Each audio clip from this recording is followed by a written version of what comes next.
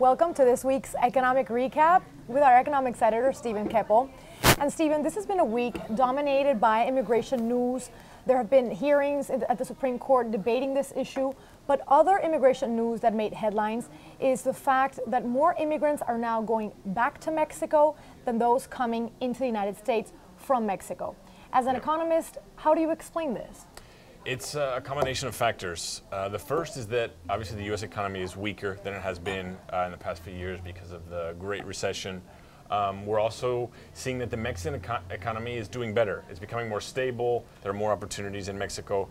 And finally, crossing the border has become more risky, more costly, more difficult for Mexicans and Central Americans. This is because of U.S. security has been stronger, but also because of the presence of the drug gangs and narco traffickers that are, really making it more difficult, more violent to even cross into the U.S. Now, I want to ask you, you're an expert on Latin American economies. How much better is the Mexican economy really? These Mexican immigrants that have been in the U.S. for X amount of years are going to what exactly? Is the situation so much better over there, especially in terms of violence? What are they gaining? It's really about costs and benefits. I think what Mexicans are seeing now is that, if I can go back to Mexico and do just as well or maybe a little bit worse, but be with my family and be within my hometown, they're making that decision, you know what I mean? And the same thing for those that are thinking about the United States, is it's very costly now to immigrate to the United States, and the benefit is not as great as it once was.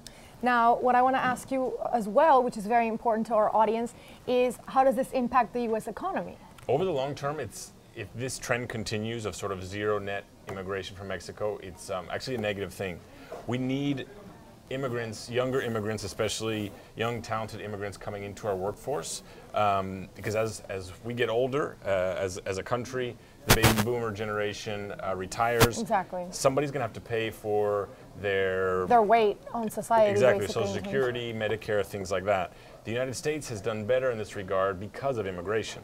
And if we don't want to become like Europe or Japan, the countries, these societies that are aging, their economies are becoming stagnant, we really need young, talented immigrants. So in a way, I think this is kind of a one-off rather than a trend, but we'll see. If it becomes a trend, we're going to be in trouble. And it will especially be impacted by what's being decided and being discussed this week and in June regarding the states making their own immigration laws. We really need immigration reform, a way for immigrants to come legally into the United States. Thank you so much, Stephen, for your 2 cents, and thank you for tuning in.